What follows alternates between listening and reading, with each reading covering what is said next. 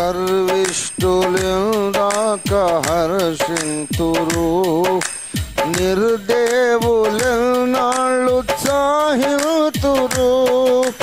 గర్విష్ఠులిందాక హర్షింతురు, నిర్దేవులెన్నాళ్ళు ఉత్సాహితురు. గర్వాంధులను దునుమ దిగిరమయా, దీనులను కాపాడ దిగిరమయా. గర్వాంధులను దునుమ దిగిరమయా, దీనులను కాపాడ దిగిరమయా. దిగిరమయా ప్రభు దిగిరమయా, ప్రతికారము చేయ దిగిరమయా. ఆమేన్. దిగిరమయా ప్రభు దిగిరమయా, ప్రతికారము చేయ దిగిరమయా. దేవునికి స్తోత్రం కలుగును గాక. హల్లెలూయా. ప్రభునందు ప్రియులారా, కాలం ముందుకు నడిచిపోతుంది. రాదర్ మనము కాలంలో ముందుకెళ్తున్నాం. కాలం వెనక్కి వెళ్ళిపోతుంది, మనం కాలంలో ముందుకెళ్ళిపోతున్నాం. మరి ప్రభు యొక్క రాకడ మనకు దగ్గరగా వచ్చేస్తా ఉంది. మనం క్రీస్తు న్యాయపీఠం ముందు నిలబడి రోజు దగ్గరకు వస్తూ ఉంది. మనకు ఒక్కొక్క సంవత్సరం గడిచి ఏళ్ళు మీద పడుతున్న కొద్దీ ఏం జరుగుతూ ఉందంటే, న్యాయపీఠము మనకు దగ్గరికి వచ్చేస్తూ ఉంది. ఎప్పుడో ఒకరోజు మనం అనుకోని గడియలో దేవుడు పిలిచేస్తాడు. కొంతకాలం పరదేశంలో విశ్రమిస్తామేమో, లేకపోతే మనం బ్రతుకుండగా ప్రభు వస్తే ఎత్తబడతాము, వెంటనే న్యాయపీఠం ఎదుట నిలబడతాము. మనము దేహముతో జరిగించిన వాటి ఫలము మనం పొందుతాం. అవి మంచివైనా సరే, చెడ్డవైనా సరే. మరి మన ప్రభు నమ్మదగిన వాడు. ఇంతవరకు మనల్ని అద్భుత రీతిగా నడిపించారు.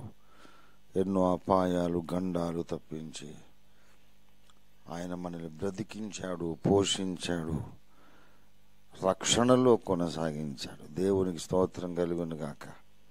ఎన్నో శోధనలు, పరీక్షలు ఎన్నెన్నో వచ్చినాయి. కానీ ఈరోజు మనం మళ్ళీ దేవునిలో ఆనందిస్తున్నాం, దేవుని స్తుతిస్తున్నాం, దేవునితో మాట్లాడుతున్నాం, దేవుని స్వరాన్ని వింటున్నాం, దేవుని సన్నిధిలో మనం ఉన్నాం. దుష్టుడు మనల్ని ఎన్నో బాధలు పెట్టగలిగాడు, కానీ దేవుని సన్నిధి నుండి మనల్ని బయటికి తేలేకపోయాడు. దేవునికి స్తోత్రం కలుగును గాక. అది దుష్టుని ఓటమి, మనకు ఘన విజయం. దేవునికి స్తుతి కలుగును గాక. హల్లెలూయా. మంచిది ప్రియులారా, యాకోబు పత్రిక 2వ అధ్యాయము. యాకోబు పత్రిక 2వ అధ్యాయము 10వ వచనం. ఎవడైనను ధర్మశాస్త్రం అంతయు గైకొనియు ఒక ఆజ్ఞ విషయంలో తప్పిపోయిన ఎడల ఆజ్ఞలన్నిటి విషయములో అపరాధియగును. చిన్న మాట ప్రార్థన చేసుకుందాం. దేవుని సహాయం అయితే మనకు కావాలి. ప్రార్థన చేసుకుందాం. ప్రేమ కలిగిన మా మహాపరిశుద్ధ తండ్రి, దిగిరండయ్యా, దిగి వచ్చి నాతో మాతో అందరితోనూ మాట్లాడండి. మాకు ప్రత్యక్షము కండి. మీరు మాట్లాడడం, మీరు ప్రత్యక్షం కావడం అంటే అది మామూలు విషయం కాదు. మాకు తెలుసయ్యా. ఒక ముఖ్యమంత్రిని కలవాలంటే అంత తొందరగా కలవలేం. ఒక ఎమ్మెల్యేను, మామూలు మట్టి పురుగులు వాళ్ళనే మేము కలుసుకోలేం. ఒక ప్రధానమంత్రిని, ఒక దేశాధ్యక్షుడిని కలవాలంటే మేము కలుసుకోలేం. మట్టి పురుగులు వాళ్ళు, ఆదాము పిల్లలు, జన్మ పాపులు, కర్మ పాపులు. వాళ్ళే మాకు కనబడరు. అనంతుడవు, నిత్యుడవు, శాశ్వతుడవు, సత్యుడవు. పరిశుద్ధ ప్రభువా, అగోచరుడవు, సర్వాతీతుడవు, మీరు మాట్లాడండి అంటే అంత స్థాయి మాకు లేదయ్యా. మీరు కనబడాలి అని ఆశ మాకు, కానీ అంత యోగ్యత మాకు లేదు.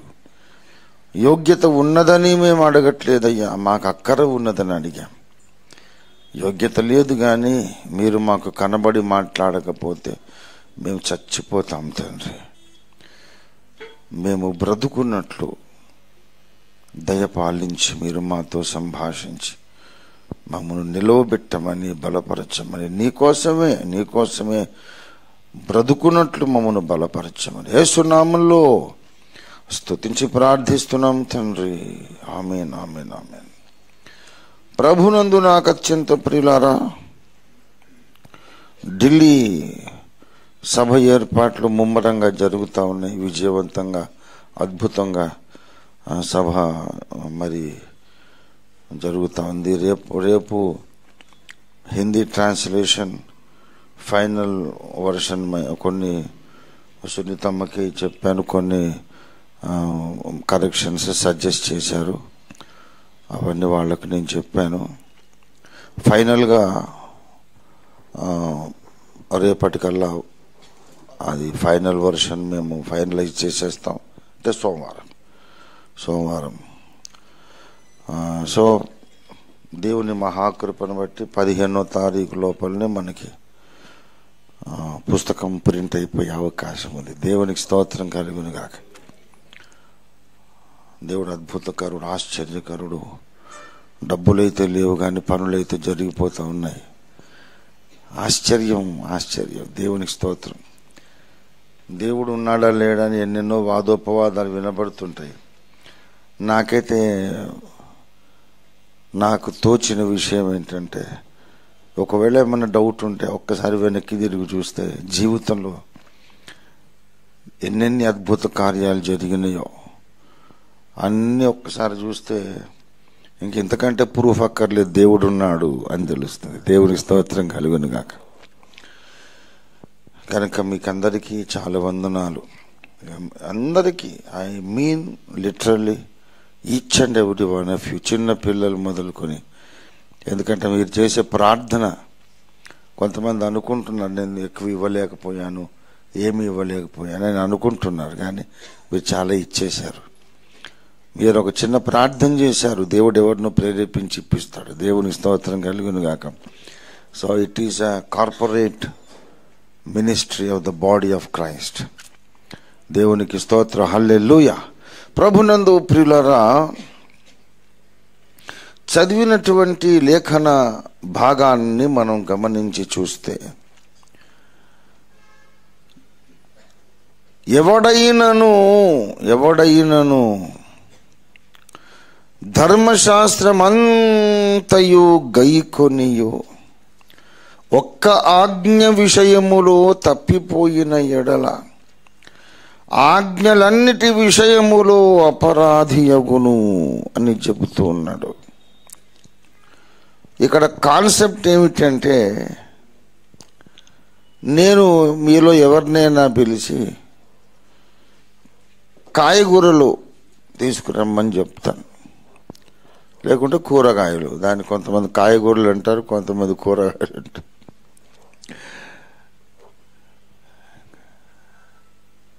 నేను అయితే కూరగాయలు అనేది కరెక్ట్ అని అనుకుంటాను. ఎందుకంటే కూర వండుకునే కాయలు అని అర్థం. కాయగూరలు అంటే కాయతో వండిన కూరలు మనం కొనుక్కోం కదా, వండాల్సిన కాయలే కొంటాం తప్ప కాయలతో వండిన కూరలు కొనం కదా. అది కర్రీ పాయింట్లో అయితే అప్పుడు అది కాయగూరలు. సరే, ఏదేమైనా ఆ మీమాంస ఇప్పుడు వద్దు, కూరగాయలు అందాం. నేను మిమ్మల్ని ఎవరినైనా పిలిచి కూరగాయలు తీసుకురమ్మని చెప్పాను. ఒక 1/2 కిలో బెండకాయలు, అన్నీ 1/2 కిలో 1/2 కిలో బెండకాయలు, 1/2 కిలో వంకాయలు, 1/2 కిలో బంగాళదుంప, అన్నీ తీసుకురమ్మని చెప్పాను అనుకోండి. కాకరకాయ తప్ప, నాకు ఇష్టం లేదు కాబట్టి. మరి అంటే సందర్భం వచ్చింది కాబట్టి వైజ్గా ఉపయోగించుకోవాలి. మరి మీరు నేను 10 రకాలు చెప్పా, మళ్ళీ అందులో కూరగాయలు అన్నట్టు కూర ఆకులు కూడా ఉంటాయి. మళ్ళీ ఆకుకూరలు అంటారు. మళ్ళీ ఆకుకూరలు అంటే ఆకుతో ఉండిన కూరలు అయితే కాదు కదా, కనుక నేను వాటిని కూర ఆకులు అని అంటారు. కూర వండాల్సిన ఆకులు అని. సరే, పాలకూర, గోంగూర నాకు చాలా ఇష్టం. గోంగూరలో ఎండు చేపలు వేసామనుకో అదిరిపోతుంది. చాలామందికి ఎండు చేపలు ఇష్టం ఉండదు, కానీ హెల్త్కి మంచిది, రుచి. మీకు చాలామందికి ఇష్టం. చాలామంది ముఖాలు వెలిగిపోతున్నాయి. వావ్ వావ్, గోంగూర ఎండు చేపలు అనగానే మన మనసులో వాతావరణమే చాలా ఆహ్లాదకరంగా మారిపోతుంది. నాకైతే చాలా ఇష్టం. ఎవరో నాకు కాకినాడ నుండి ఎండు చేపలు పంపించారు, గోంగూర కూడా తెమ్మని చెప్పా. పాలకూర, అన్ని రకాలు కూరాకులు, కూరగాయలు, 5 కూరగాయలు, 5 రకాల కూరాకులు అన్నీ చెప్పిన తర్వాత మీరు వచ్చేటప్పుడు అన్నీ తెచ్చారు కానీ వంకాయలు మర్చిపోయారు. అప్పుడు ఎవరు హర్ట్ అవుతారు? ఏమండి, వంకాయలు మర్చిపోతే అరే వంకాయలు నాకు ఎంత ఇష్టం, ఎందుకు తీసుకురాలేదంట. వంకాయలు తెచ్చారు, బంగాళదుంప తేలేదు. అప్పుడు కూడా పక్కింటోడు హర్ట్ కాడు, నేనే హర్ట్ అవుతా. వాడి సంబంధం లేదు, ఇవన్నీ నాకు కావాలి. బంగాళదుంప తెస్తే చక్కగా నేను పప్పుచారు వండుకొని వాటిని మంచిగా చిప్స్ లాగా తరిగి వాటిని డీప్ ఫ్రై చేసుకోవడం నాకు చాలా ఇష్టం. ఎంతో తెలివిగా నాకేమేమి ఇష్టమో చెప్పేస్తున్నా ఈ ప్రసంగంలో. అండి, మరి జ్ఞానుల వల్లే సమయం సద్వినియోగం చేసుకోవాలి కదా. పప్పుచారు, దాంట్లో బంగాళదుంప డీప్ ఫ్రై దంచుకొని తింటే పరదేశంలో ఉన్నానేమో అనిపిస్తుంది, అంత బాగుంటుంది. మరి మీరు బంగాళదుంప తేకపోతే ఎలాగా? నేను చాలా అదే ఎందుకయ్యా బంగాళదుంప ఈ పూట అదే వండుకుందాం అనుకున్నా అని అంటారు. అన్నీ తెచ్చారు కానీ గోంగూర తీసుకురాలేదు. అయ్యో, నేను ఎండు చేపల కూర మిస్ అయిపోతున్నా. ఎందుకు బాబు, కాస్త అన్ని లిస్ట్ రాసి ఇచ్చాను కదా. 20 రకాలు 10 రకాలు ఉంటే ఉండని లిస్ట్ అయితే రాశాను కదా. అందులో నేను 10 రాసిస్తే నువ్వు 9 తీసుకొచ్చావు, 1 మర్చిపోయావు. అంటే నువ్వంటావు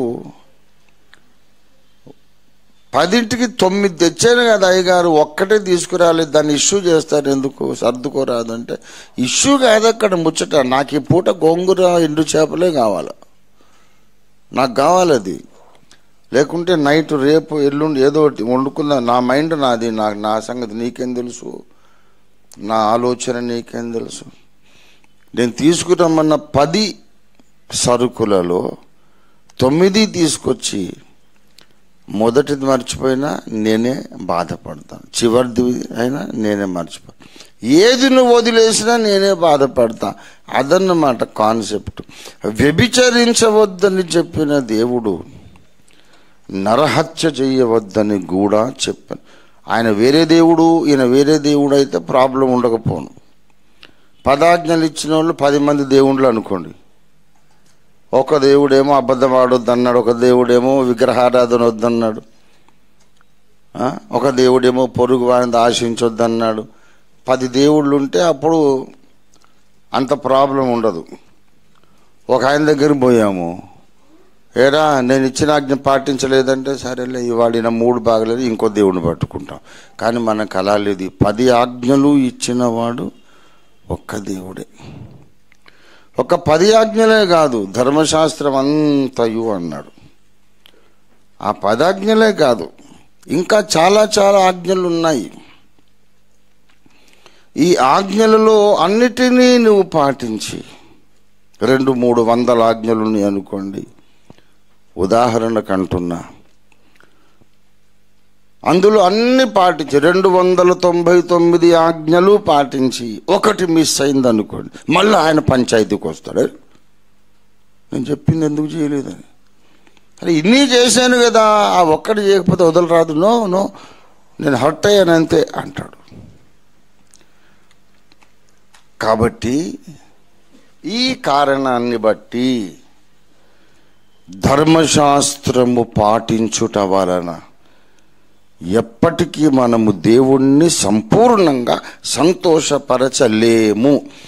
ధర్మశాస్త్రములోని ఆజ్ఞలన్నీ పాటించుట వలన దేవుని ముందు ఎప్పుడూ మనం నీతిమంతులుగా నిలబడలేము అని సిద్ధాంతీకరించాడు పౌలు భక్తుడు. రోమాపత్రిక 3వ అధ్యాయము 20వ వచనం.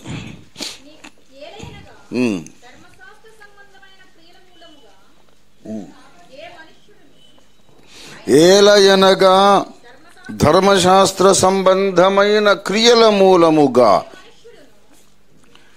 ఏ మనుష్యుడును ఆయన దృష్టికి నీతిమంతుడని తీర్చబడడు. ధర్మశాస్త్రములోని విషయాలు చాలా చాలా సూక్ష్మమైనవి. ఈ మధ్య నేను ఇక్కడే కొన్ని ప్రసంగాలు చేశాను ధర్మశాస్త్రాన్ని గురించి. దేవుడు అంటాడు, నువ్వు ఎవరైనా నీ సహోదరుడు వచ్చి నీ దగ్గర ఒక 100 రూపాయలు తీసుకున్నాడు అనుకోండి, ఆ 100 రూపాయలు తీసుకున్నప్పుడు మరి వాడు నీ దగ్గర తన వస్త్రం దుప్పటి అన్నా, నీకు తప్పకుండా నీకు ఇస్తాను, ఈ దుప్పటి గ్యారెంటీ షూరిటీ కొరకు ఉంచన్నా అని దుప్పటి ఇచ్చి 100 రూపాయలు తీసుకుపోయాడు అనుకోండి. పొద్దుగుంకే వేళ నువ్వు వాడిని వెతుక్కొని పోవాలి. తీసుకుపో, ఈ దుప్పటి అలాడికి దుప్పటి ఇవ్వాలి. ఎందుకంటే రాత్రి ఎందుకు చలేస్తుంది. నీ ఇంట్లో నువ్వు సంపన్నుడు, నీకు మంచి ఫోమ్ బెడ్లు, మంచి పరుపులు, దుప్పట్లు నీకు ఉన్నాయి. వాడు బీదవాడు, చలేస్తుంది వాడికి, వాడు ఏమి కప్పుకొను అనే క్వశ్చన్ దేవుడు అడుగుతాడు. అదేం కప్పుకుంటాడని దేవుడు మనల్ని అడుగుతున్నాడు. వాడేం కప్పుకుంటాడని అంటే అది కూడా నా బాధ్యతనే. అవును, నీ బాధ్యత. నీ పక్కోడు ఏం కప్పుకుంటున్నాడో ఏం తింటున్నాడో అది నీ బాధ్యత. నిర్గమకాండం 22వ అధ్యాయము 25-26 వచనాలు. నా ప్రజలలో నీ యొద్ద నుండి ఒక బీదవానికి సొమ్ము అప్పిచ్చిన ఎడల వడ్డీకిచ్చు వాని వలె వాని ఎడల జరిగింపకూడదు, వానికి వడ్డీ కట్టకూడదు. నీవెప్పుడైనను నీ పొరుగు వాని వస్త్రమును కుదువగా తీసుకున్న ఎడల అది సూర్యుడు అస్తమించు వేళకు అది నీ బాధ్యత. వాడు రాడు అన్నా, చలేస్తుందన్న దుప్పటి వాడు రాడు, మొహమాట పడతాడు. ఎందుకంటే ధర్మమే కదా. నేను 100 రూపాయలు తీసుకున్నాను, షూరిటీ కింద పెట్టాను కనుక నేను మళ్ళీ 100 ఇచ్చేదాకా అక్కడ ఉండాలి కదా నా దుప్పటి. మళ్ళీ అడగడం ధర్మం కాదు అని వాడు చలికి వణుక్కుంటూ ఉంటాడు. వాడు నీకు మానవత్వం లేదరా, నువ్వు మనిషి కాదా? అదే నీ కొడుకైతే చలితో అట్లా ఉండనిస్తావా? నీ సొంత తమ్ముడైతే అలా చలికి ఉండనిస్తావు నువ్వు? ప్రేమతో వెళ్ళి కప్పవా దుప్పటి అని ఒక మాట అంటాడు. వాడు కప్పుకొన్నది అదే, అది వాని దేహమునకు వస్త్రము. వాడు మరి ఏమి కప్పుకొని పండుకొని. చూడండి, బైబిల్లో ఇదొక గొప్ప సబ్జెక్ట్. God's questions. మనం అడుగుతాం ప్రశ్నలు, అన్ని పనికి మాలిన ప్రశ్నలు. దేవుడు ఆ సర్పమును ఎందుకు రానివ్వాలి, కయ్యను పెళ్ళాం ఎవరు, ఇవన్నీ పిచ్చి పిచ్చి పనికి మాలిన ప్రశ్నలు. దేవుని ప్రశ్నలు ఉన్నాయి బైబిల్లో. దేవుడు అడిగే ప్రశ్నల ముందు మానవ జాతి మొత్తం మూర్ఛపోవాలంతే, కళ్ళు తిరిగి పడిపోతారు. అటువంటి ఖతర్నాక్ ప్రశ్నలు అడుగుతాడు దేవుడు బైబిల్లో. అన్ని ప్రశ్నలకు తానే జవాబు అయిన వాడు మనలను ప్రశ్నిస్తున్నాడు. వాడు మరి ఏమి కప్పుకొను, అరే నేనేం కప్పుకోవాలన్నా అని వాడు అడగట్లేదు, దేవుడు అడుగుతున్నాడు. వాడేమి కప్పుకొను అని చెప్పి, వాడేమి కప్పుకొని పండుకొను అని, నేను దయగలవాడను, వాడు నాకు మొర్ర పెట్టిన ఎడల. వాడు పడుకొని వణుక్కుంటూ, దేవా చాలేస్తుంది తండ్రి, మరి 100 రూపాయలు ఎమర్జెన్సీ అయింది, నా కూతురికి ఏదో ఫీజు కట్టాలి, నా కొడుక్కి ఏదో మందులు కొనివ్వాలి, మా కన్న తల్లికి వైద్యం చేయించాలి, 100 రూపాయలు ఎమర్జెన్సీ తెచ్చుకున్నాను, మరి ఎలాగిస్తారు షూరిటీ లేకుండా అని నా దుప్పటి ఇచ్చేశాడు. నన్ను ఇలా చేసావేంటి ప్రభువా, బాగా చలేస్తుంది, కప్పుకోవడానికి నాకేమీ లేదని వాడు మొర పెడితే నేను వింటాను దేవుడు. అంత సున్నితమైన విషయాలు. ధర్మశాస్త్రంలో ప్రధానమైనవి ప్రేమ, విశ్వాసము, న్యాయము, కనికరం. ధర్మశాస్త్రాన్ని పాటించడం అంటే విగ్రహారాధన చేయొద్దు, వ్యభిచారం చేయొద్దు, ఇవే కాదు. కొంతమంది అనుకుంటారు మేము విగ్రహాలు మొక్కట్లేదు, వ్యభిచారం చేయట్లేదు కాబట్టి ఇక మాకన్నా పరిశుద్ధులు లేరు అనుకుంటారు. అరే గోలిమారు ఆ రెండు చేయకుండా చాలా మంది అన్యులు కూడా ఉన్నారు. నాస్తికులు విగ్రహారాధన చేయరండి, మరి పరిశుద్ధులా? మరి వ్యభిచారం చేయకుండా అన్యులు లేరా చెప్పండి. అంటే యేసయ్యను నమ్మని వాళ్ళందరి ఊరికే వ్యభిచారాలు చేస్తున్నారా? పరపురుషుడు కానీ పరస్త్రీ కానీ అక్కడ ఉంటే కండెత్తి చూడనటువంటి పవిత్ర ప్రవర్తన కలిగినటువంటి హిందువులు నాకు చాలామంది తెలుసు, నా పర్సనల్ ఫ్రెండ్స్. వాళ్ళు ఐ నో దెమ్ పర్సనల్లీ, డీప్గా తెలుసు వాళ్ళు నాకు. ఇంత పరిశుద్ధత రా నీకని కూడా ఆశ్చర్యపోయారు. పాపాలు చేసేవాళ్ళు, వ్యక్తిగతంగా పవిత్ర ప్రవర్తన కలిగిన వాళ్ళు అన్ని మతాలలో ఉంటారు. ఒక మతంలో ఉన్నందుకే పరిశుద్ధుడు, ఏ తప్పులు చేయడు. ఒక మతంలో ఉంటే అన్ని తప్పులు చేస్తాడు అనేది కాన్సెప్ట్ రాంగ్. అది నువ్వు రక్షణ మార్గము అని అనుకున్న దాంట్లో ఉండి కూడా కొంతమంది తప్పులు చేస్తారు. రక్షణ మార్గం తెలియకుండా ఉన్నోళ్ళు కూడా లోక సంబంధమైన నీతి కలిగి ఉంటారు. కాబట్టి గొప్పగా గ్రాండ్గా గ్రేట్గా ఫీల్ కావద్దు. నేను విగ్రహారాధన మానేశాను, నేను చుట్ట తాగను, లేకుంటే మందు తాగను, అదే బ్రాండీ విస్కీ అంటారు, మద్యపానము చెయ్యను, కాబట్టి నేను చాలా పరిశుద్ధన. తాగకుండా ఉన్న హిందువులు, ముస్లింలు, నాస్తికులు ఎందరో ఉన్నారు అండి. వ్యభిచారము, జారత్వం చేయకుండా ఉన్నోళ్ళు చాలామంది లేరా? ఉన్నారు. కనుక అది కాదు కాన్సెప్ట్ ఇక్కడ. నువ్వు చేయలేదు మంచిదే, మళ్ళీ ఇటువంటి లోతైనటువంటి సున్నితమైన ఆజ్ఞలు ఉన్నారే, వాడి చలిపెట్టి వాడు పడుకుంటా నువ్వు పట్టించుకోలేదు ఎందుకురా? మనిషివైనా నువ్వు? వాడేం కప్పుకుంటాడు, నీకెందుకు ఆలోచన లేదు అంటాడు. కాబట్టి ధర్మశాస్త్రం అంతయు పాటించుట అంటే ఒక వ్యభిచరించొద్దు, నరహత్య చేయొద్దు, దొంగిలించవద్దు, అబద్ధ సాక్ష్యం పలుకొద్దు, పొరుగు వానిది ఇది ఆశించొద్దు, నేను తప్ప వేరొక దేవుడు నీకు ఉండకూడదు, విగ్రహ ఆరాధన చేయకూడదు, యెహోవా నామమును వ్యర్థముగా ఉచ్చరించకూడదు, విశ్రాంతి దినం పాటించాలి. ఇవన్నీ చేస్తే ఇంకా మనం చాలా పరిశుద్ధులమని కూడా దేవుడు అదే కాదు. అవన్నీ చేసి కూడా నువ్వు నన్ను చాలాసార్లు బాధ పెడుతున్నావు.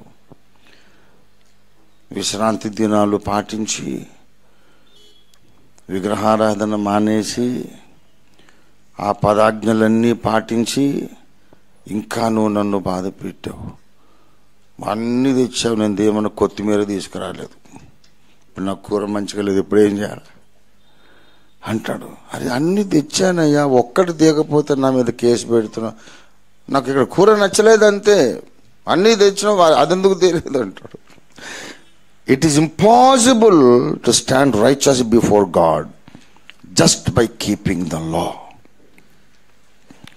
దేవుని బిడ్డలారా, అందుకే వేరొక నీతి అన్నాడు. అది ఏంటంటే అసలు ఆ నీతి అనేదే ఒక మర్మం.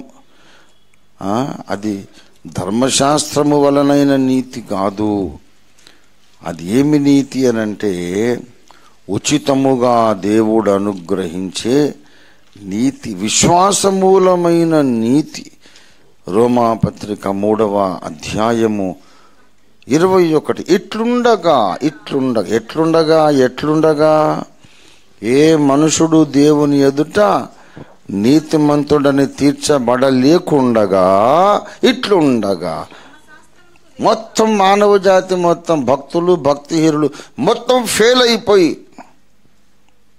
విశ్వ ప్రయత్నం చేసి చాలా నీతిగా ఉన్నోడు కూడా తలదించుకొని నిలబడి, అయ్యా నేను అవినీతి పరుండి, నేను అపవిత్రుండి అనే పరిస్థితి. ఇలాగుండగా ధర్మశాస్త్రమునకు వేరుగా దేవుని నీతి బయల్పడుచున్నది. ఇది స్వభావ సంబంధమైన నీతి. ఈ నీతి గొప్ప మర్మము. ఈ మర్మం మనకు అర్థమైతే తప్ప మనకు రక్షణానందం ఉండదు. ఈ మర్మం మనకు అర్థమైతే తప్ప దేవునితో మనకు సరైన సహవాసం ఉండదు. ఈ మర్మం మనకు అర్థమైతే తప్ప మనకు సరైన శక్తివంతమైన ప్రార్థన జీవితం ఉండదు. స్వభావ సంబంధమైన నీతి అన్నాను. అదేమిటంటే అదే యాకోబు పత్రికలో అంతకు ముందున్న పై వచనంలో చెబుతాడు. ఒకసారి చూద్దాం దయచేసి. యాకోబు 2వ అధ్యాయము, కొంచెం ఆగుతల్లి, 28. మెట్టుకు నీవలే నీ పొరుగువానిని ప్రేమించుము అను లేఖనములో ఉన్నట్టి ప్రాముఖ్యమైన ఈ ఆజ్ఞను మీరు నెరవేర్చిన ఎడల బాగుగానే ప్రవర్తించువారగుదురు. అదే అన్ని తీసి ప్రక్కన పెట్టు. నీ వలెనే నీ పొరుగు వానిని. ఆ ఒక్క మాటలో ధర్మశాస్త్రమంతయు ఇమిడి ఉన్నది. అదొక్క అంటే ఇప్పుడు ప్రేమించు అంటున్నాడు. ప్రేమ దేంతో ప్రేమిస్తాం మనం? ముక్కుతోనా, చెవితోనా, చెయ్యితోనా, కాలుతోనా? దేంతో ప్రేమిస్తాము? హృదయముతో చేసే పని, హార్ట్ రిలేటెడ్ ఎమోషన్. అది నీవు ప్రేమించాలి నీ పొరుగువాణ్ణి. పొరుగువాని పట్ల ప్రేమ అనేది ఒక బహు సుందరమైన భావన. వాడు నాకేం కాడు, చుట్టం పక్కం కాదు, రక్త సంబంధి కాదు, ఏమి లేనాదేనా ఏమి లేదు. ప్రేమ అంటే ఏంటో తెలుసా మీకు? మొన్న ఎక్కడో చెప్పా నేను ప్రేమను గురించి. ఫాలో అయితే అయి ఉండొచ్చు, లేకపోతే ఫాలో కావడం కూడా ఇంపాసిబులే. ఎన్నని చెప్పా బాబు, రోజుకు 10 ప్రసంగాలు చేస్తావు, ఎన్ని ఫాలో అవుతావు? ఇక మేము స్నానాలు భోజనాలు అన్నీ మానేసి ఫాలో అవుతావు నిన్ను. నీకంటే ఇంకో పని లేదు. ఎదురు చూసేవాళ్ళు లేరు, ఏడ్చేవాళ్ళు లేరు.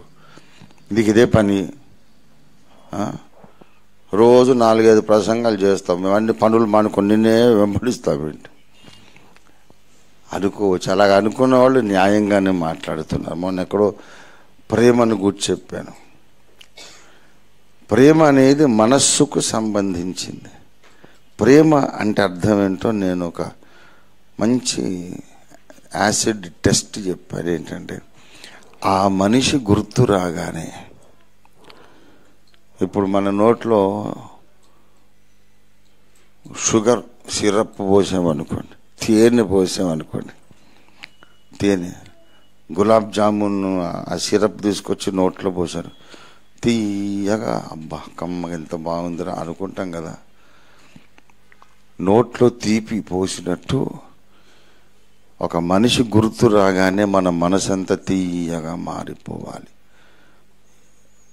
ఒక మనిషి జ్ఞాపకం రాగానే మనసంతా తీయగా మధురమైన భావములతో నిండిపోవడమే ప్రేమ.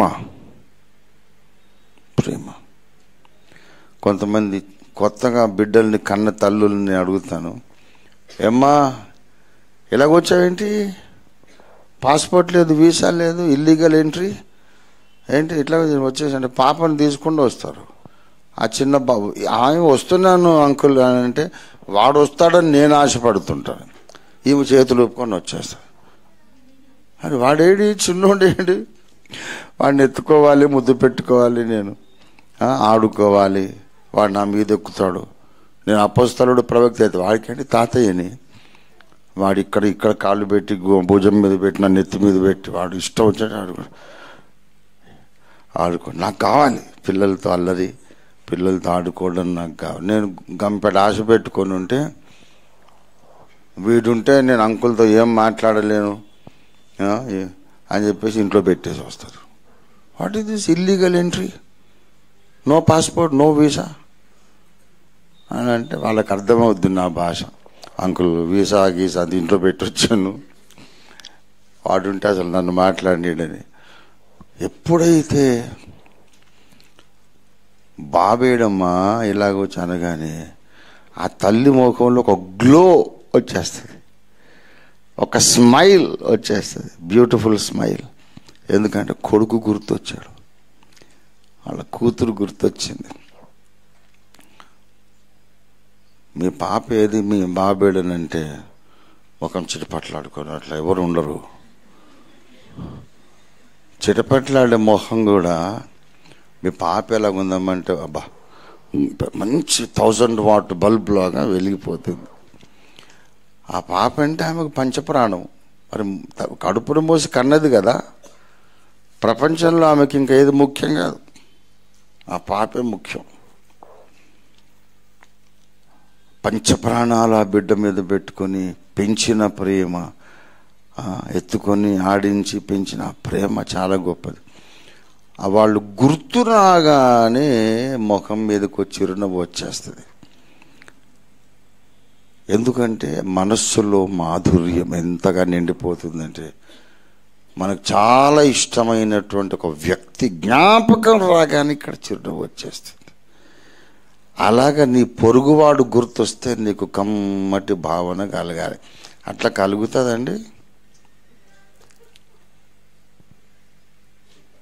మనం పైకి మాట్లాడతాం,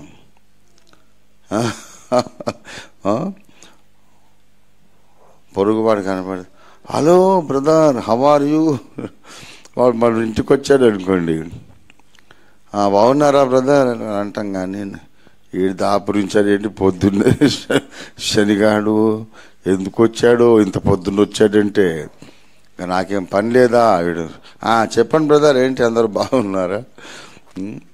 ఏదో మనం ప్లాస్టిక్ స్మైల్ అంటాం ముఖం మీద, ప్లాస్టిక్ మల్లెపూలాగా. అది మల్లెపూలాగా ఉంటుంది కానీ దానికి వాసన ఉండదు, ఏముండదు. ప్లాస్టిక్ స్మైల్ ఉంటుంది అన్నమాట. అంటే బాగోదని ఊరికి అట్లా. ఫోటోగ్రాఫర్లు ఫోటో తీసేటప్పుడు కొంచెం నవ్వండి అని అంటుంటారు అక్కడి నుంచి.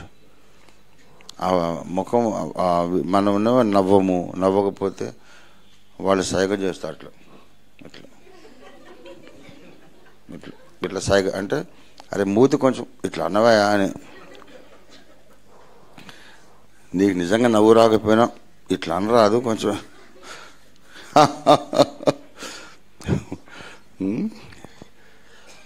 నవ్వు రాకపోయినా ఇట్లా అనడం అన్నమాట. ఫోటో కొరకు ఒక నవ్వుచుండినను హృదయమున దుఃఖం ఉండొచ్చు, లోపల నిజంగా సంతోషం ఉండదు. వీడెందుకు రావాలి పొద్దున్నే, నాకు ఇంకేం పని లేదా, ఇప్పుడు వచ్చాడేంటి అని విసుగొచ్చిన పైకి మాత్రం ఏదో ఒక కర్టసీ. దీన్ని ఏమంటారంటే కర్టసీ. కర్టసీ అంటే ఏంటంటే కోర్ట్ రూమ్ మేనర్స్ అన్నమాట. కోర్ట్ రూమ్ మేనర్స్, సభా మర్యాద, కర్టసీ. రాయల్ కోర్ట్ అంటాం కదా, law, court of law, royal court అంటే అందరము అసెంబ్లీ అయిన పెద్ద మనుషులందరూ అసెంబ్లీ అయినటువంటి చోట అక్కడ ఒక కనీసం ఒక మేనరిజం నువ్వు కనపరచాలి, ఒక మేనర్స్ ఉండాలి, మర్యాద ఉండాలి, డిగ్నిటీ, డీసెన్సీ. సభ కోసం మనస్సులో ఆ మధుర భావన అనేది ఏర్పడాలి. కానీ మనకు అలా ఉండకపోయినా సరే మాట్లాడుతుంటాం. దేవుడు అంటాడు, నువ్వు నిజంగా ప్రేమించట్లేదురా అంట. కానీ ఒక సంగతి చెప్పనా, మనము జ్ఞాపకం రాగానే దేవుని ముఖంలో చిరునవ్వు వస్తుంది, అమ్మ ముఖంలో వచ్చినట్టుగా. మనం ఎన్నిసార్లు ప్రభువుని దుఃఖపరిచినా, ఎన్నిసార్లు గాయపరిచినా, ఎంత అవిధేయత చూపినా, పరలోక సింహాసనం మీద కూర్చుంటే దేవుడు ఉన్నట్టుండి చిరునవ్వు నవ్వుతాడు. నువ్వు గుర్తొచ్చావు, నీకోసం. అరే నా బిడ్డ, నా కొడుకు ఎంత చక్కగా నా కొరకు ప్రయాసపడుతున్నారు. I'm so happy. దేవునికి తన హృదయంలో నిన్ను జ్ఞాపకం చేసుకోగానే మధురమైన భావాలు కలుగుతాయి. అది ప్రేమ. That is love. నేను ఏదైతే చెబుతున్నానో మీకు అందరికీ తెలుసు అని నాకు తెలుసు. You love some people, maybe your husband, your wife, నీ భార్యో, నీ భర్తో, నీ పిల్లలో ఎవరు ఉంటారు నువ్వు చాలా ప్రేమించాడు. వాళ్ళ జ్ఞాపకం రాగానే ఎట్లుంటుంది నీకు? అబ్బా ఎంత మంచి జ్ఞాపకం కదా అన్నట్టు నీ పొరుగువాని పట్ల నీకు ఉండాలి. అది దేవుని స్వభావం, అది ప్రేమ స్వభావం, సత్య స్వభావం. ఆ ఒక్క ఆజ్ఞను పాటిస్తే బాగుగానే ప్రవర్తించువాడవగుదువు. ఎందుకంటే ఆ కింద అప్పుడు చెప్పాడు, మీరు పక్షపాతము గలవారయ్యుండి ధర్మశాస్త్రము వలన అపరాధులని తీర్చబడి పాపము చెయ్యువారగుదురు. పక్షపాతము అంటే పక్షవాతము, అదో రకం పక్షవాతం. పక్షపాతం అంటే నీ మనస్సాక్షికి వచ్చినటువంటి పక్షవాతం. పక్షవాతం అంటే అర్థం ఏంటి? ఒక సైడ్ పని చేయకపోవడం కదా. కుడి చెయ్యి కాలు పని చేయదు, ఒకవైపుకు ఒక పక్షానికి వచ్చే వాతం పక్షవాతం అంట. లేకపోతే ఎడమ చెయ్యి కాలు పని చేయదు. రెండు చేతులు రెండు కాళ్ళు ఉన్నాయి, అందులో ఒక సైడ్ పని చేయదు, అది పక్షవాతము. మనస్సాక్షికి వచ్చే పక్షవాతం. మనస్సాక్షి ఒక సైడే కరెక్ట్గా పనిచేస్తుంది, ఇంకో సైడ్ పనిచేయదు. నీ వాళ్ళైతే ఒక తీర్పు వస్తుంది, పరాయోళ్ళైతే ఇంకో తీర్పు వస్తుంది. ఏమండి, ఒకసారి నేను ప్రయాణంలో చూశాను. ప్రయాణంలో ఎన్నో పాఠాలు నేర్పిస్తాడు ప్రభు. ప్రయాణంలో చూశాను, ఏసీలో రిజర్వేషన్ చేసుకుని వెళ్తాం. ఎందుకంటే రోజంతా భయంకరంగా అలసిపోతాం కనుక ఏసీలో ఉంటే సైలెంట్గా ఉంటుంది, బయట సౌండ్ రాదు. ట్రైన్ రన్నింగ్ సౌండ్ గడగడ గడగడ గడ భయంకరంగా సౌండ్ వస్తుంది. అది రాకుండా సైలెంట్గా ఉంటుందనే ఉద్దేశంతో ఏసీ చేసుకొని వెళ్తాం. సైలెంట్గా ఉండాలని ఏసీ చేసుకుంటే ఎక్కిన తర్వాత ఒకడు అక్కడ అప్పర్ పెడతాడు, భయంకరంగా గురక పెడుతున్నాడు. ఇప్పుడు బయట సౌండ్ రావద్దంటే ఈ లోపల సౌండ్ని ఎట్లా మూసేస్తాం మనం? సరే నేను వాడిని ఏమనలేదు, సరే పోనీ కదా అని ఊరికి అటు ఒత్తిగిలి ఇటు ఒత్తిగిలి పడుకొని చేసి నేను మేనేజ్ చేస్తున్న ఈ లోపల ఇటుపక్క భార్యాభర్తలు ఇద్దరు ఉన్నారు. పైన భర్త, కింద భార్య. ఈమె లేచి వానితో గోడు వేసుకుంది. ఏందా మేము పడుకోవాలని అక్కర్లేదా, ఏంటి ఆ గురక అలా పెడుతున్నావు? లే కళ్ళు మొహం కడుక్కొని వచ్చి కూర్చో. గురక పెడితే మేము ఎట్లా పడుకోవాలి, మేము పడుకోక్కర్లేదా, నువ్వు పడుకుంటే చాలా అని. పాపం ఆయన సారీ మేడం, సారీ మేడం. పాపం సాఫ్ట్వేర్ ఇంజనీర్ లాగా ఉన్నాడు, మంచిగా వెల్ డ్రెస్డ్. అదే బ్యాగ్ కూడా ఉంది, కంప్యూటర్ సిస్టమ్ క్యారీ బ్యాగ్ ఉంది. సారీ మేడం, సారీ మేడం అన్నారు.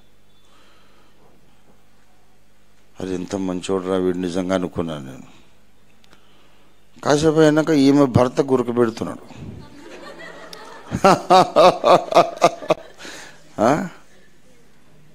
నేను అడిగా, అమ్మ ఇప్పుడు ఏమరైందని అంటే, చాలా కష్టపడతాడండి రాత్రి మగళ్ళు. అది దీన్నే పక్షవాతం అంటారు. మరి నీ భర్త అయితేనేమో వాడిని అండర్స్టాండ్ చేసుకొని సమర్థిస్తావా?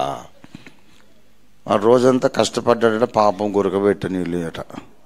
మరి వాడు మనిషి కాదు, మరి వాడు కష్టపడ్డా, వాడికి నిద్ర ఉందా అంటే? వాడు గురక పెడితేనేమో పాపము, నీ భర్త గురక పెడితే పుణ్యం. దీన్నే ఒక మోటు సామెత అంటారు. మనం చేస్తే సంసారం, వేరే వాళ్ళు చేస్తే వ్యభిచారం అని ఒక సామెత. అంటే మనం చేస్తే మంచిది, వేరే వాళ్ళు చేస్తే తప్పు. దీన్ని ఏమంటారంటే బుద్ధికి వచ్చిన పక్షవాతమే పక్షపాతం. ఒక్కొక్కడికి ఒక్కొక్క తీర్పు వస్తూ ఉంటుంది. మనకు అలాగ అనిపిస్తుంది. ఇట్లాంటి వాడు దేవుని ముందు దోషులే, దేవుని ముందు దోషి. అక్కడ ఏమన్నాడు చూడండి, మీరు పక్షపాతముతో ప్రవర్తించి ఉన్నట్లయితే ఆ దేవుని దృష్టిలో మీరు పాపము చెయ్యువారగుదురు, ధర్మశాస్త్రము వలన అపరాధులని తీర్చబడి.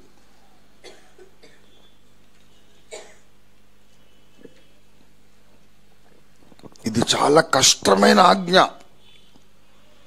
నిన్ను వలె నీ పొరుగు అని ప్రేమించనేది చాలా నియర్ టు ఇంపాసిబిలిటీ.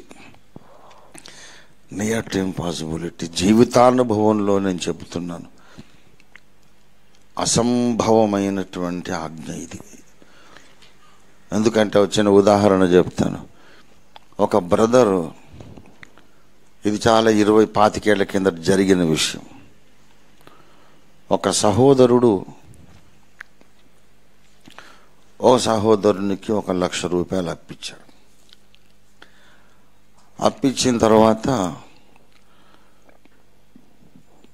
దానికి ఏదో 1% 1.5 చాలా తక్కువ వడ్డీ అని చెప్పి ఇచ్చాడు. అదే సహోదరునికి వడ్డీకి వద్దు కాదని అంటే, నా డబ్బు కాదండి, నేను ఇంటి పక్క దగ్గర ఇప్పించాను, కావాలంటే అడుక్కోండి, నా డబ్బు కాదు, వాడు నా హామీ మీద తక్కువ పర్సెంట్కి వడ్డీ ఇచ్చాడు, వడ్డీకి 1,00,000 రూపాయలు అప్పించాడు. సరే మంచిది. వీడు నేను ఒక 6 నెలల్లో తీర్చుకుంటాను అన్నాడు. 6 నెలలకు అవ్వలేదు, వాడికి రావలసిన డబ్బులు రాలేదు. సంవత్సరమైంది, 2 సంవత్సరాలైంది, 4 ఏళ్ళైంది, 5 ఏళ్ళైంది, ఇవ్వలేదు. ఇంకా అయ్యగారు మీరే మాకు తీర్పు తీర్చాలి. ఇప్పుడు చూడండి బ్యూటీ ఆఫ్ ద సిచ్యువేషన్. అప్పు ఇచ్చినవాడు, ఇప్పించినవాడు, తీసుకున్నాడు. ఇది సినారియో. అప్పించినాడు, ఇప్పించినాడు, షూరిటీ ఉన్నాడు, తీసుకున్నాడు. ఇదే వేదిక. ఇంతవరకే మనం చూస్తే, మరి నువ్వు 6 నెలల్లో ఇస్తానని చెప్పి 6 సంవత్సరాలు అయితే వాడు ఏం కావాలి? ఇంటి పక్కోడు వాడిని మరి షంటుతో ఉన్న రోజు రాత్రి పగళ్ళు, ఏం సార్ నువ్వు ఏమంటే ఇచ్చాను, మా చెల్లెలు పెళ్ళాగిపోయిందని వాడు రీజన్స్ చెప్తున్నాడు. మా అమ్మకు ఓపెన్ హార్ట్ సర్జరీ, నాకు ఇన్ని లక్షలు రావాలి ఇప్పుడు, అప్పటి నుంచి వడ్డీ కట్టలేదు, అసలు లేదు, ఏమీ లేదు. వాని బాధ వాడు చెప్తున్నాడు. మరి ఏం చేయాలా అయ్యగారు, నేను కట్టాలని నా జేబులోంచి నాకెక్కడిదని వీడు అంటాడు. ఇది న్యాయమా? దేవుని బిడ్డలు తప్పు, ఇట్లా మాట తప్పొచ్చా అని నా దగ్గరకు వచ్చాడు. నేను అడిగాను, అస్సలు మాట తప్పకూడదు. నువ్వు ఈ ప్రశ్నకు సమాధానం ఏంటంటే దేవుని బిడ్డలు మాట తప్పకూడదు. అంతవరకైతే కరెక్ట్, నా జడ్జిమెంట్ అదే. మాట ఇచ్చాడు కనుక నిలబెట్టుకోవాలి, కరెక్ట్. కానీ ఇప్పుడు ఒక పని చేయి, నిన్ను నీవు వాడి ప్లేస్లో ఊహించుకో. వాడి సిచ్యువేషన్ నేను నీకు చెప్తాను. వాడికి ఏమైందంటే, వాడు చెయ్యని తప్పుకు ఆఫీసులో ఎవడో వాడు పైనున్న బాస్ లంచం తీసుకుంటుంటే వీడు చూసి దానికి సహకరించలేదు కాబట్టి వాడు దొంగ కేసు పెట్టి వీని సస్పెండ్ చేశాడు. వీరికి జీతం రావట్లేదు. సంవత్సరాలు వాడు కోర్టుకు తిరుగుతున్నాడు. జీతం రావట్లేదు, డబ్బులు లేవు, ఇల్లు గడవడానికి అవకాశం లేదు. వాడికి వచ్చిన టీ కొట్టు వ్యాపారం ఉండేది, అది కూడా మునిగింది. ఇంట్లోకి బియ్యం కొనుక్కునే అవకాశం లేదు. వాడు బతకలేని పరిస్థితిలో ఉన్నాడు. నువ్వు పోయి అక్కడ వాని సీట్లో కూర్చొని ఎక్కడి నుంచి ఒక రూపాయి రావట్లేదు. మరి ఉద్యోగం చేస్తున్నాడు కదా సార్. వాడు ఉద్యోగం లేదు బాబు, పోయి 6 సంవత్సరాలు అయింది. వాడి వ్యాపారం ఉంది, టీ కొట్టు, పోయి చూడు అక్కడ ఉందా, లేదు, మూసేశాడు. ఎటువైపు నుంచి ఒక రూపాయి రాకుండా వాడున్నాడు. నువ్వే వాడి ప్లేస్లో ఉండి ఇప్పుడు చెప్పు, నువ్వు అక్కడ ఉంటే ఎలా కడతావు? ఒక్కటే మార్గం, నీతిమంతుడు ప్రమాణము చేయగా నష్టము కలిగిన మాట తప్ప. నేను కడతానన్న 1,00,000 కట్టాల్సిందే, ఏమైనా చేయాలి, కట్టాలి అంటే ఒకటే మార్గం, ఎక్కడైనా కన్నం వేయాలి. ఇంకా అదొక్కటే మార్గం. మరి ఇలాగైతే ఇంకా 1,00,000 పోయినట్టేనా సార్? వదులుకోవాలా మేము? వాని బాధలు మాకెందుకండి, మా డబ్బు మాకు కావాలి కదా అన్నాడు. వాడు కూడా ఊరికే అన్నట్ల 6 సంవత్సరాలు ఆగిన తర్వాత వాడికి ఓపిక అనేది బ్రేక్ డౌన్ అయిపోయింది. ఇప్పుడు నేను వాడి ప్లేస్లో నేను ఊహించుకున్నాను. నేను గనక డబ్బిచ్చిన వాడి ప్లేస్లో ఉంటే నేనేం చేస్తాను అంటే మీకు అందరికీ తెలుసు. వదులుకున్నాను కోర్టులో. ఇది నా practical life story, everyone knows. కాబట్టి ప్రియులారా, అవతల వాడి ప్లేస్లో నేనుంటే ఎలా అని ఆలోచించలేని వాళ్ళు 199 మంది, 199 మంది మానవ సమాజంలో ఉన్నారు, క్రైస్తవ సమాజంలో కూడా ఉన్నారు. వాడు ఇలా చేశాడు, అలా చేశాడు, ఇలా చేశాడు చెప్తాడు. నేను చెప్తా, వాడి ప్లేస్లో నువ్వు ఉంటే అంటే దానికి సమాధానం ఉండదు. వాడి ప్లేస్లో నేను ఎందుకు ఉంటాను సార్, వాడి కర్మ, వాడు అక్కడ ఉన్నాడు, నేను ఎందుకు ఉంటాను వాడిలాగా? నేను మొదటి నుంచే తెలివైనండి, నేను అన్ని సరిగ్గా నేను మెయింటైన్ చేసుకుంటా, వాడి ప్లేస్లో నేను ఎందుకు ఉంటాను అంటాడు తప్ప, ఒకవేళ అదే నాకు జరిగితే అని ఆలోచించలేరు. ఆఖరికి ఆ పంచాయతీ ఎలా తీర్చాను తెలుసా? 1,00,000 నేను ఇచ్చా. అలాగా ఎంతోమంది అప్పులు నేను ఇస్తాలేరా, కొట్లాడుకోకండి, నేను ఇస్తాలే, నేను అది అయినాయే నాకు 5 కోట్ల అప్పు అయింది. నాకెందుకు అప్పు అవుతుంది? లేకపోతే నేను అక్కడ ఇల్లు కట్టుకోలేదు, వ్యాపారాలు చేయలేదు, నాకు చెడలవాటు తాగుడు లేదు, ఏమీ లేదు. ఎందుకు? నేను అసలు భోజనమే చేయను, 15 సంవత్సరాలు అసలు నేను ఒంటి పూట తిన్నాను. నాకు ఏ అలవాట్లు ఎందుకు? నాకు డబ్బు ఎందుకు అప్పు అవుతుంది? ఎందుకు 5 కోట్లు అయింది? ఇట్లా అయింది. వాడు ఇచ్చినోడు అడగడము న్యాయమే, వీడు ఇవ్వలేకపోవడము న్యాయమే. మరి రెండో న్యాయమైనప్పుడు వాళ్ళు కొట్టుకొని చేస్తుంటే నేనేం చేయాలి? సమాజంలో పెద్ద మనిషిని, ఒరే నీది న్యాయమే, దెబ్బలాడుకోకండి బాబు, వీడు నీకు ఎంత ఇవ్వాలి, అది నేను నీకు ఇస్తానులే, మీకెందుకులేండి అయ్య గారు అది ఇది అంటాడు వాడు ఒట్టిగానే పైకి. మీకెందుకులేండి ఆ బాధ అన్నాడు. లేదులే బాబు తీసుకో, వాడు మళ్ళీ నాకు ఇచ్చినప్పుడు నేను తీసుకుంటాలే అంట. వీడిని కన్విన్స్ చేయడానికి వాడు ఇవ్వడు, నేను తీసుకోవాలి. అది జరగదని నాకు తెలుసు, అందరికీ తెలుసు. ఆయన ఎప్పుడు ఇస్తాడు? పాపం చితికిపోయి ఉన్నాడు. వాడు చితికిపోతే నీ దగ్గర ఏం కోట్లు ఉన్నాయా సార్? వాడేమో ఆర్థికంగా చితికిపోయాడని మాట్లాడుతున్నావు, నీకెన్ని కోట్లు అంటే కోర్స్ నాకు కోట్లు అయితే లేవు, కానీ అంతకు మించిన ప్రేమ గల హృదయం అయితే ఉంది. పోనీలే దేవుడే నాకు ఇంకో దగ్గర నుంచి ఇస్తాండి అనుకొని అట్లా ఇచ్చింది. అలా ఒకటి 100 మంది లైఫ్లో అలాగ సెటిల్ చేసుకుంటుండే. ఇప్పుడు లక్షల మంది చేత డాడీ అనిపించుకుంటున్నా. నేను సంపాదించినటువంటి ధనము ఇదే. దీనికి పరలోకంలో ఒక గొప్ప ఐశ్వర్యం అనే స్వరూపం ఉంటుంది అన్నమాట. దేవుని బిడ్డలారా, ఇట్స్ ఎ కాస్ట్లీ థింగ్. నిన్ను వలే నీ పొరుగు వాడిని ప్రేమించటంటే చాలా ఖరీదు, చాలా కాస్ట్లీ.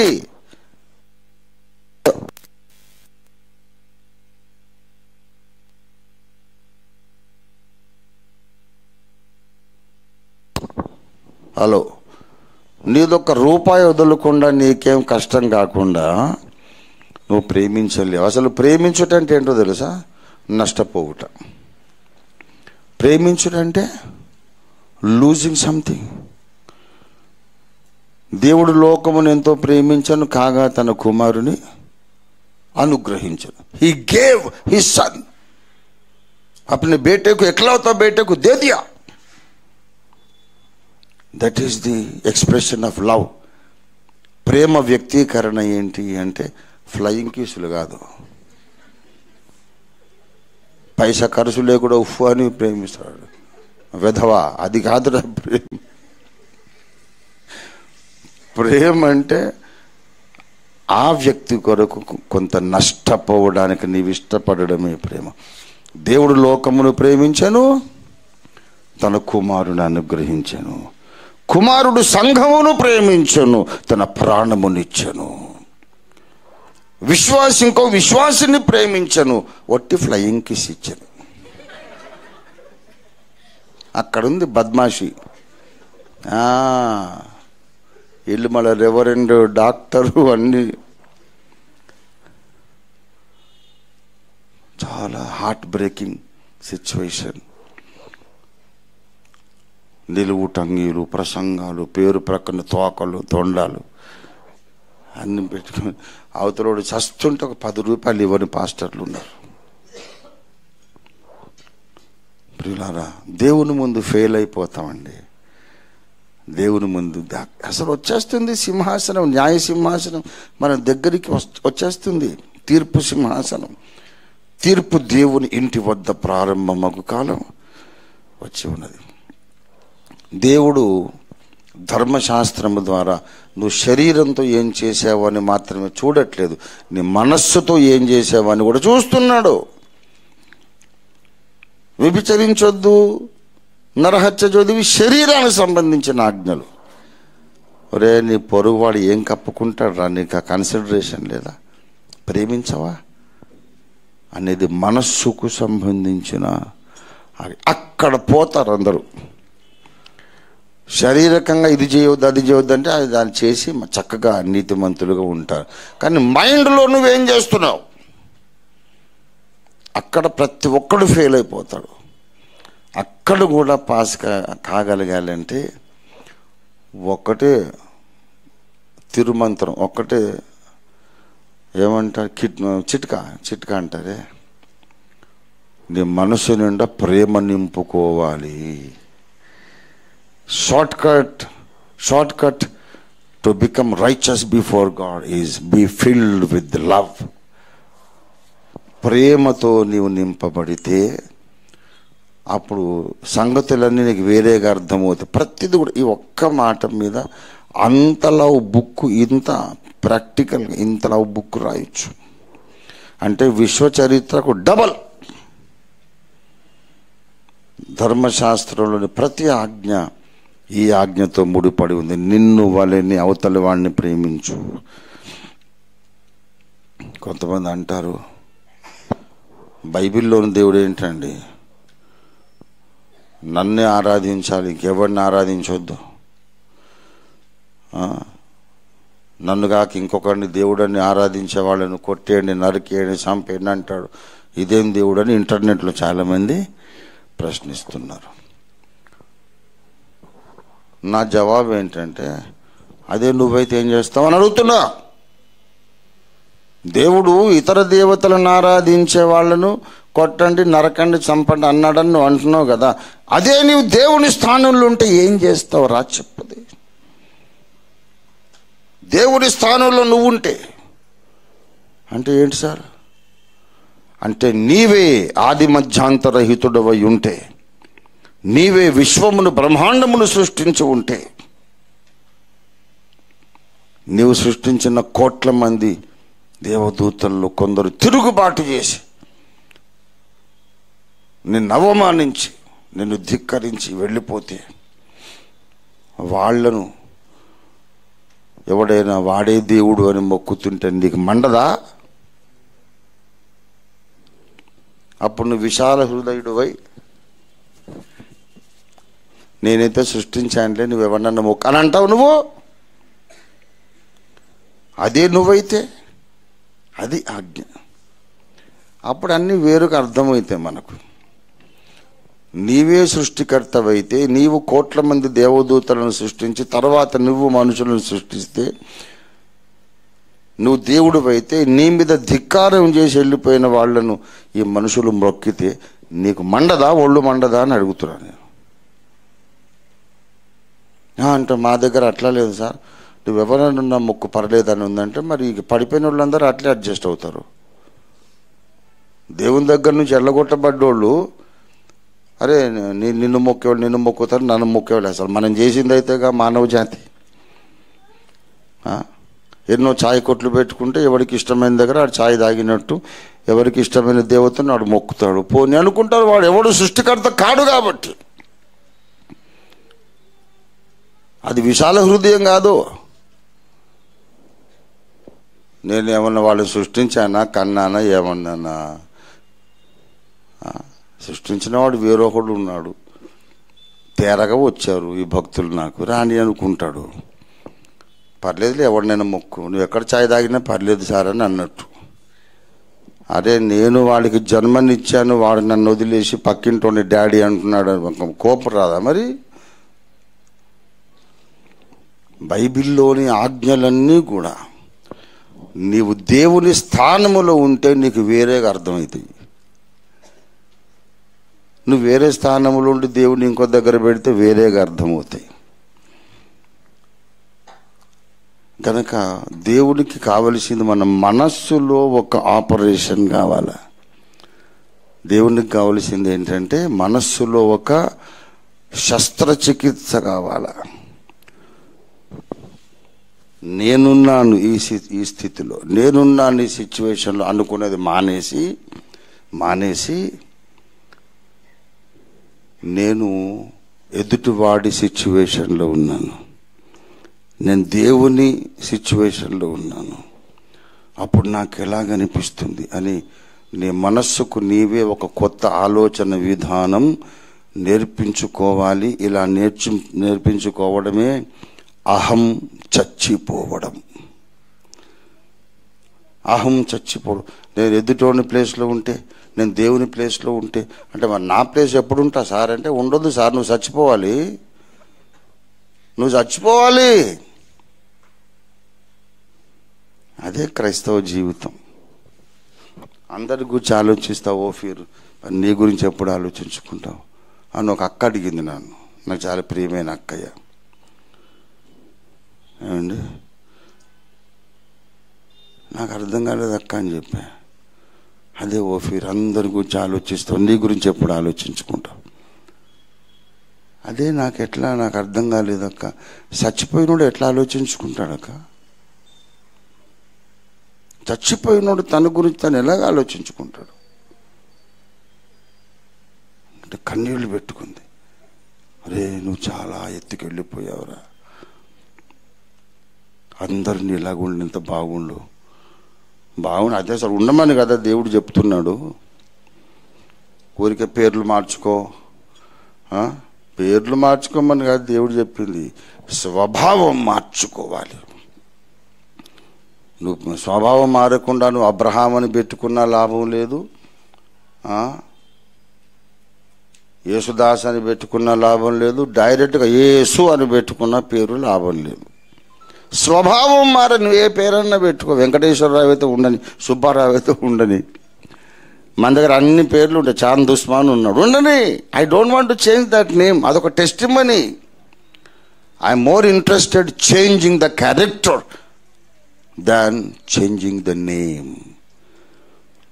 ప్రభునందు ప్రియులారా, మనము దేవుని ముందుకు వెళ్ళినప్పుడు ధర్మశాస్త్రం అంతా పాటించినా సరే ఇంకా నువ్వు కొత్తిమీర మర్చిపోయి అంటాడు ఆయన. కనుక ఆ యాంగిల్లో మనం పోవద్దు దేవుని ముందుకు. ఇది చేశాను అది చేశాను అని పోయావంటే ఫెయిలే నువ్వు. కానీ అందరినీ ప్రేమించానయ్యా, అందరి ప్లేస్లో నన్ను నేను ఊహించుకున్నాను.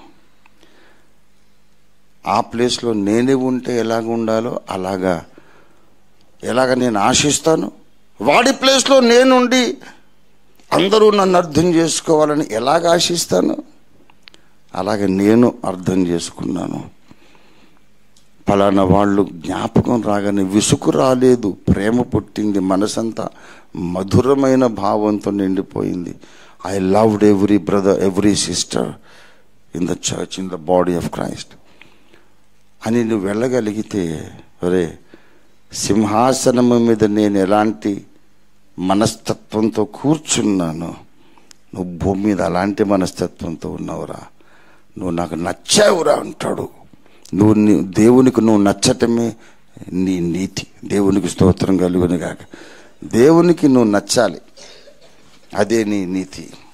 అలాంటి నీతి రావాలంటే దేవునికి నీ మీద అధికారం ఇవ్వాలి. ఆయన నిన్ను కుమ్మరి వానిలాగా మలుస్తాడు, శిల్పిలాగా చెక్కుతాడు, చాకలి వానిలాగా ఉతుకుతాడు, శుభ్రం చేస్తాడు, నీ రూపం అంతా మార్చేస్తుంటాడు. దేవునికి నీవు అధికారం ఇవ్వాలి, తిరగబడకూడదు. You must be willing to change. మారడానికి నీవు ఇష్టపడాలి. రోజు ప్రార్థన చెయ్యాలి.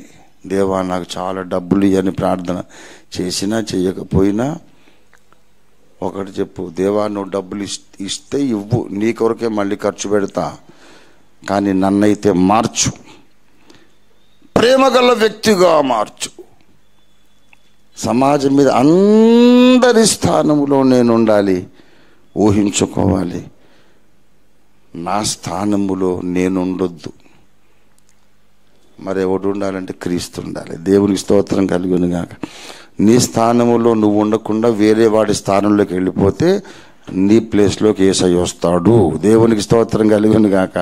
అది క్రైస్తవ జీవితము. క్రైస్తవ జీవితం అంటే క్రీస్తు కొరకు నువ్వు జీవించే జీవితం కాదు. క్రైస్తవ జీవితం అంటే క్రీస్తే వచ్చి నీలో జీవించే క్రీస్తు యొక్క సొంత జీవితం. Christ living in you, his own life. అప్పుడు ప్రపంచం పరిమళంతో నిండిపోతుంది. దేవుని అగ్నితో ఈ ప్రపంచం పునీతమైపోతుంది. అంత ఉన్నతమైనటువంటి ఉజ్జీవాన్ని చూడటానికి నీకు సాధ్యమే. It is possible. Let us begin today. ఈరోజు మొదలు పెడదాం. ప్రభువా, ఏదో ఆజ్ఞలు పాటించానని గర్వించటం కాదు, మనస్సులో ప్రేమ భావము నింపుకొని దేవునికి నచ్చే విధంగా నేను ప్రవర్తించడానికి సహాయం చేయమని ప్రార్థన చేద్దాం. ఇంకో ప్రార్థన, పొరుగు అని ప్లేస్లోకి నేను వెళ్ళిపోవడం ద్వారా, నేనంటూ అసలు లేను అనుకోవడం ద్వారా క్రీస్తే వచ్చి నాలో బ్రతికే పరిస్థితి కల్పించాలి, నాకు సహాయం చేయి తండ్రి అని ఇంటెలిజెంట్గా ప్రార్థన చేయండి. With understanding, pray with understanding. మాలోకం కాదు, ఇది కావాలి, this is what I want. నువ్వు దేవుని దగ్గరకు వచ్చినప్పుడు చల్లకొచ్చి ముంత దాచినట్టు ఉండొద్దు. Be frank, outspoken, be clear. నీకేం కావాలంటే ఇదే కావాలా. దేవుడు సింహాసనం మీద కూర్చొని ప్రేమగా మనల్ని తలుచుకొని ఎలాగా మధుర భావాలు అనుభవిస్తున్నాడో ప్రతి మనిషిని తలుచుకుంటే నీ మనసు అలా మధురంగా మారిపోవాలి. రెండవది, ఈ భూమి మీద పొరుగువాని స్థానంలోకి నువ్వు వెళ్ళిపోతూ ఇక్కడెవరు ఉండరు గనక క్రీస్తు ఇక్కడికి వచ్చి బ్రతికేటట్లు అకామిడేషన్ కల్పించాలి. ఈ రెండు నాకు ఇవ్వు ప్రభు అని అడుగు. నువ్వు ఒక పవర్ఫుల్ విట్నెస్, పవర్ఫుల్ ఇన్స్ట్రుమెంట్గా మారిపోతావు. శక్తివంతమైన ఆయుధంగా దేవుని చేతిలో నువ్వు మారిపోతావు. నువ్వెంత చదువుకున్నావు, నీకెంత జ్ఞానం ఉందనేది ఇమ్మెటీరియల్. ఈ ప్రేమ అనేది అన్నిటిని మించిన శక్తి. దేవునికి స్తోత్రం కలుగును గాక. రండి మనం ప్రార్థన చేసుకుందాం ప్రియులారా. Let us pray. మనము విన్న వాక్యాన్ని మన మనసును వహించే వాక్య కాంతిలో, దేవుని ముఖ కాంతిలో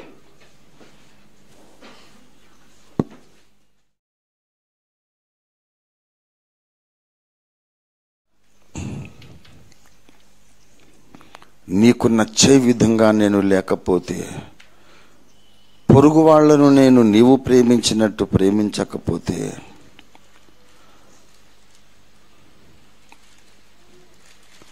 ఎప్పుడు నా స్థానములోనే నేనుండి వేరే వాళ్ళ స్థానంలోకి వెళ్ళకపోతే ఇంకా నా బ్రతుకెందుకు ప్రభువా? నీ ప్రేమ స్వభావము, నీ సత్య స్వభావము, త్యాగము చేయడానికి ఇష్టపడే నీ స్వభావము, నష్టపడడానికి ఇష్టపడి నష్టపోవడమే నాకు లాభం అనుకునే నీ స్వభావం నాకు రాకపోతే ఇంకా నా వాక్య జ్ఞానం ఎందుకు, వేదాంత పరిజ్ఞానం ఎందుకు ప్రభువా? ప్రభువా సహాయం చేయి, సహాయం చేయి, సహాయం చేయి. మనం ఎలాగూ శరీర పాపాలు చెయ్యము ప్రియులారా, మనకు అది చేత కాదు. అంత ధైర్యము కూడా మనకు ఉండదు, అవకాశం ఉండదు, అంత ఇష్టం కూడా ఉండదు. శరీరంతో తప్పు చేయాలి అని దుష్టుడు తలంపు పుట్టించగానే గడగడలాడిపోతాము, దేవుని భయముతో వణికిపోతాం మనం. అంత మాత్రాన మనం చాలా నీతిమంతులం అనుకోకండి. శరీర కార్యాలు తప్పులు చేయకుండా ఉండే అన్యులు చాలామంది ఉన్నారు. రక్షణ లేని వాళ్ళు కూడా చాలామంది శరీర కార్యాలకు దూరంగా ఉండేవాళ్ళు ఉన్నారు. నీలో దైవ స్వభావం ఏది? క్రీస్తు స్వభావం ఏది? దేవుడు ప్రేమించాడు గనక ఇచ్చాడు, క్రీస్తు ప్రేమించాడు గనక ప్రాణం ఇచ్చాడు. ఏది? నువ్వు ప్రేమించావు, ఏం నష్టపోయావు? కనీసం నష్టపోవడం వదిలే, అవతల వాళ్ళని అర్థం చేసుకున్నావా? ప్రేమకు గొప్ప శక్తి ఉన్నది ప్రియులారా. నీ తర్కము సాధించలేనిది ప్రేమ సాధిస్తుంది. You can conquer the world with love, though not with your logic. ప్రేమే దేవుడు. ఆ ప్రేమ నీలో నిండిపోతే దేవుడు నీలో నిండిపోతాడు. కష్టమే కష్టమే కష్టమే కానీ అసాధ్యం కాదు, అసాధ్యం కాదు. పరిశుద్ధాత్మ దేవుడు సహాయం చేస్తాడు. దేవుని సహాయంతో నీవు ఒక ప్రేమ మూట అయిపోవాలి. అప్పుడు పరలోక సింహాసనం ఎదుట నీవు నీతిమంతుడిగా నిలబడతావు. అసలైన నీతి దేవుని స్వభావం నీలోనికి రావడమే. స్వభావ నీతి. ప్రార్థన చేద్దాము, కొద్దిగా 2 నిమిషాలు ప్రార్థన చేద్దాం ప్రియులారా. యేసయ్యా నన్ను పరిశుద్ధపరచు. నీ పారామీటర్స్ ప్రకారం, నీ కొలతల ప్రకారం నువ్వు త్రాసులో తూచగా నేను తక్కువగా కనబడ్డానయ్యా. నీ తూకము రాళ్ల ప్రకారం నేను ఉండవలసినంత వెయిట్ లేను, తేలిపోయాను. దేవా, నీ త్రాసులో నేను తక్కువగా కనబడ్డాను. నీ త్రాసులో నేను సరైనటువంటి వెయిట్, సరైన బరువు ఉండునట్లుగా నన్ను మార్చండి. దేవుని త్రాసులో తేలిపోయే విధంగా కాదు, దేవుని త్రాసులో నేను నిలబడి యోగ్యంగా కనబడాలి. తండ్రి, సహాయం చేయండి, సహాయం చేయండి, సహాయం చేయండి. యేసయ్యా, నాకు సహాయం చేయండి. నీ న్యాయపీఠం దగ్గరికి వచ్చేస్తుంది, నా దగ్గరికి వచ్చేస్తుంది. నేను నీ న్యాయపీఠం దగ్గరికి నేనే వచ్చేస్తున్నాను. తీర్పు దేవుని ఇంటి వద్ద ఆరంభమయ్యే కాలం వస్తుంది. నా దగ్గర కూడా తీర్పు జరిగే కాలం వచ్చేస్తుంది. తండ్రి, నాకంత తెలివి జ్ఞానము లేదు నాయన. ఎలా చేయాలి, ఏం చేయాలి, ఎలా బ్రతకాలి, ఎలా మారాలి, నీకు ఎలాగ అప్పగించుకోవాలి? పరమశిల్పకారుడా, అసలు ఏమీ తెలియని నన్ను నీ కృప ద్వారా చెక్కి నీ న్యాయపీఠాసనము ముందు, నీ న్యాయ సింహాసనం ముందు నన్ను యోగ్యునిగా నిలబెట్టు తండ్రి, యోగ్యురాలిగా నిలబెట్టు తండ్రి. నన్ను పరిశుద్ధపరచు. శరీర కార్యాలకు నన్ను దూరము చేశావు, నీకు స్తోత్రాలు అని చెప్పుదాం. శరీర కార్యాలకు నన్ను దూరం చేశావు, నీకు స్తోత్రం అని చెప్దాం. కానీ మనస్సు ఇంకా tune కాలేదయ్యా. There is no sweet feeling when I think of my neighbor. పొరుగువాడిని జ్ఞాపకం చేసుకుంటే మనస్సులో మధుర భావాలు రావట్లేదు. విసుగు వస్తుంది, అసూయ వస్తుంది, తిరస్కారం వస్తుంది, ద్వేషం పుడుతుంది. పైకి మాత్రం ప్లాస్టిక్ స్మైల్. ప్రేమ లేదు. ప్రేమ లేదు కనుక ఎదుటివాడిని అర్థం చేసుకోలేం. ఎదుటి వాళ్ళ ప్లేస్లో నేనే ఉంటప్పుడు ఏం జరిగేది అని న్యాయమైన తీర్పు లేదు. పక్షపాతము, బుద్ధికి పక్షవాతం. ఎలా నిలబడతావు క్రీస్తు న్యాయపీఠం ముందు? ఇంతటితో హెచ్చరిక మాటలు ముగిస్తున్నాను. ప్రార్థన కంటిన్యూ చేద్దాం. కళ్ళు మూసుకొని ఆత్మనేత్రాలు తెరుచుకొని ప్రభు తట్టు చూస్తూ, ప్రభువా, నాతో మాట్లాడేవు, నీకు వందనాలు. నా తప్పులు క్షమించు. మార్పు చెందని నా స్వభావాన్ని బట్టి నేను పశ్చాత్తాపడుతున్నానయ్యా. రక్షణ పొంది ఎన్నో సంవత్సరాలైనా నీ స్వభావం నాలోనికి రాలేదు. నేను సిగ్గుపడుతున్నా, బాధపడుతున్నాను. నన్ను క్షమించయ్యా, నన్ను కడుగు తండ్రి. విన్న వాక్యపు కాంతిలో ఈ విషయమే కాదు, ఇంకా ఏ విషయంలోనైనా దేవుణ్ణి దుఃఖపరిచి ఉంటే అవన్నీ ఒప్పుకుందాం. ఇది ఒప్పుకోలు సమయం. యేసయ్యా, నా పాపములు కడుగుమని మనం అడిగే సమయం. నీ రక్తంతో నన్ను కడుగు తండ్రి అని మనకు జ్ఞాపకం వచ్చే తప్పులన్నీ ఆయనకు చెప్పుకుందాం. ఇది most important thing now. Remember, recollect all your sins and confess before the Lord and ask for forgiveness. తండ్రి, తండ్రి, తండ్రి, తీర్పు సింహాసనానికి దగ్గరగా వచ్చేస్తున్నాను. అనేక విషయాల్లో నేను దుఃఖపరుస్తున్నాను. ఎలా తప్పించుకుంటాను? క్షమించండి అయ్యా.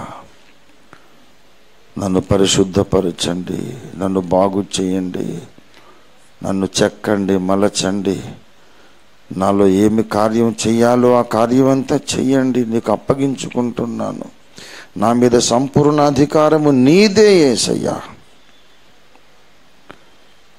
ప్రార్థన కొనసాగిద్దాం. దేవునితో సమాధాన పడదాం. స్నానాలు చేద్దాం. ఇక నేను మాట్లాడను ప్రియులారా. సమయాన్ని సద్వినియోగం చేసుకోండి.